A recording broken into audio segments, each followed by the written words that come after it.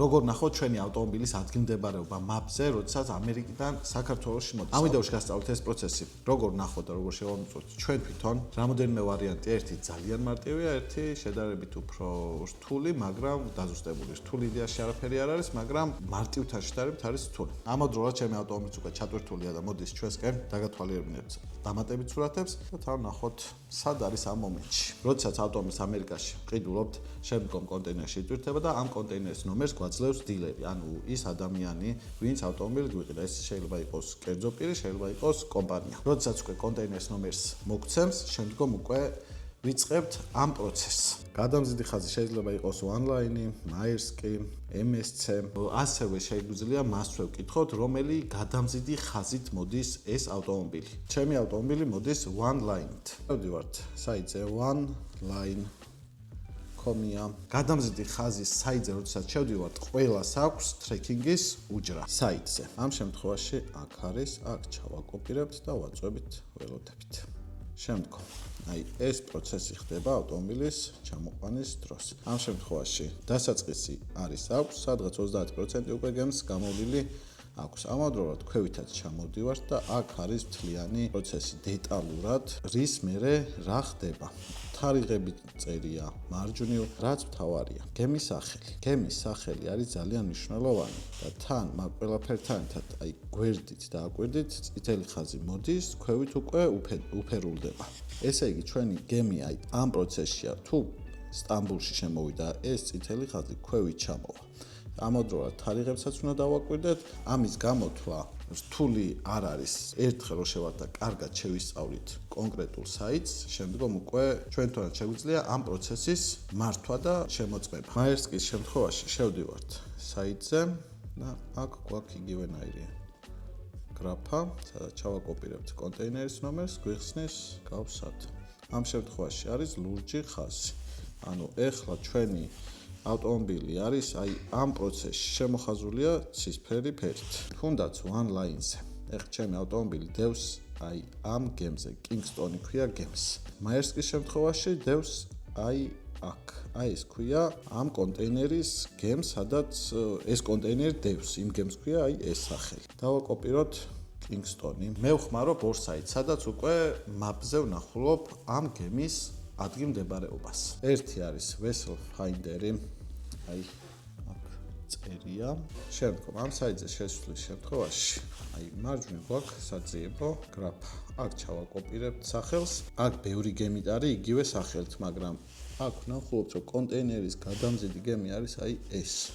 ვაწვევით, გადავდივართ, გამოიყურება ეს კონკრეტული გემი. ჩამოვდივართ ქვევით, ვაწვევით tracking on map და ზუსტად გვანახებს, სად არის ჩვენი კონტეინერი. ამავდროულად აქ წერია 20 საათის წინ იყო განახლებული ამ გემის ადგილმდებარეობა.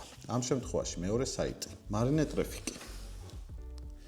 შევდივართ Marine Traffic-ზეც, აქაც იგივენაირად ჩავაკოპირებთ გემის სახელს და ამოგვიგდო ისევ იგივენაირად Kingston-ი container ship. დავაწვევით ძებნას, ეს გამოიყურება Marine Traffic-ის მაპი. ვაწვევით live map, შემდგომ უკვე გვიგდებს გემის ადგილმდებარეობას. ეხლა ამ შემთხვევაში Vessel Finder-ზე 20 საათის დაგვიანება გვაქვს. Marine Traffic-ი შედარებით უფრო ზუსტია ამ კონკრეტულ შემთხვევაში. ადგილმდებარეობა ვნახოთ, ეს უფრო ახლოს არის ხმელეთთან, ეს უფრო შორს არის. რო შევაჯამოთ, მოგცეს კონტეინერის ნომერი. შევდივართ გადამზიდი ხაზის საიტზე. ვაკოპირებთ, ვეძებთ ამ კონტეინერის ინფორმაციას, შემდგომ ვიღებთ გემის სახელს და გემის სახელით უკვე მუშაობთ Vessel Finder-ზე და Marine Traffic-ზე. წერთ გემის სახელს და მაპზე უყურებთ, თუ სად არის, რომელზეც გინდათ იმას შეამოწმეთ, თუ გინდათ ორივეზე პარალელურად ამოწმეთ. ეგ უკვე თქვენი ინება და თქვენი სურვილია. როდესაც გადატვირთვები ხდება სხვა გემზე, ეგ ინფორმაცია გადამზიდი ხაზის საიტზეც ისახება, რა თქმა უნდა. ეხ განახებთ ჩემი ავტომობილის დამატებით სურათებს და მე უკვე უმარტივეს გზასაც განახებთ, თუ როგორ უნდა ვნახოთ ჩვენი ავტომობილის ადგილმდებარეობა. გამოიწერეთ ჩემი არხი და მოიწონეთ ვიდეო. ეს არის ჩემი ავტოიმპორტიორი კომპანიის ლოგო.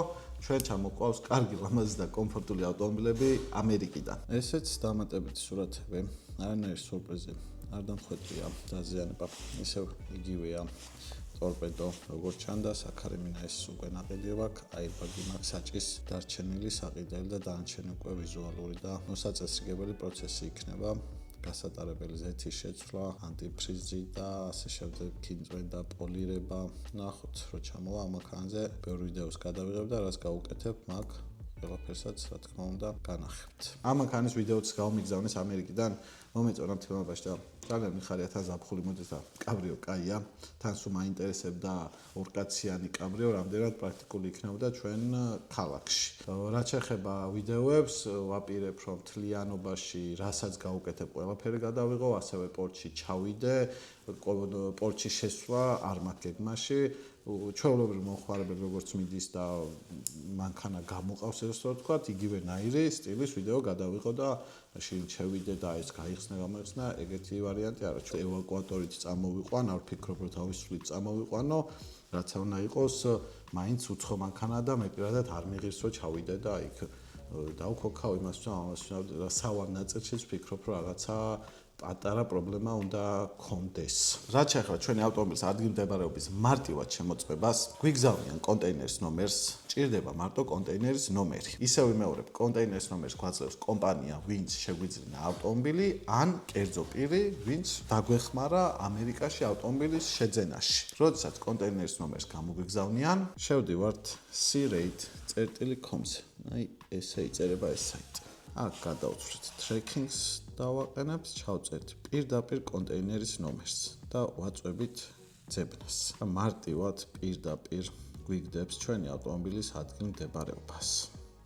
და იმ მონახაზას თუ როგორ წამოვა ავტომობილი ჩვენსკენ. ეს არის მარტივად და უმარტივესად ჩვენი ავტომობილის ადგილმდებარეობის შემოწმებას. ამას ქვევით როდესაც ჩამოვსკროლავთ, იგივენაირად ინფორმაციები არის თუ რომელ გემზე დევს, აი იქ რო გადავდივართ ვესელში. აქ გემის სახელს გვიწერს, ქვევით რო ჩამოსხლავთ, ბოლოს გვიწერია ფოთი და სულ ბოლოს შემოსვლის თარიღი 30 აპრილი. სირეიძე რაღაც გარკვეული ლიმიტირებული შემოწმების უფლება გვაქვს, ანუ დღეში 10ჯერ და 15ჯერ ვერ ნახავთ. ამავდროულად შეიძლება რეგისტრაცია მოგთხოვოთ და Google-ით უმარტივესად შეგიძლიათ გაიაროთ ავტორიზაცია, ესე რომ ვთქვათ. სირეიძე შეგვიძლია დღეში ერთხელ, ორ დღეში ერთხელ უმარტივესად ჩავწეროთ კონტეინერის ნომერს პირდაპირ ჩავწერთ და ის გემის სახელი, ეხა სად არის, აბა როგორ არის, ის როდესაც დეტალურად გვაინტერესებს ჩვენი ავტომობილის სად არის და აი 1 კილომეტრი წინა, 2 კილომეტრი წინ არის, მაგ შემთხვევაში ვდგებით და იმ გემის სახელს ვიგებთ და ასე შემდეგ. ვიდეოს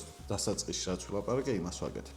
გამიხარდება ამ ვიდეომ თუ რაღაც გარკვეული ინფორმაცია მოგცათ, გამოიწერეთ ჩემი არხით და მოიწონეთ ვიდეო. გისურვებთ წარმატებას.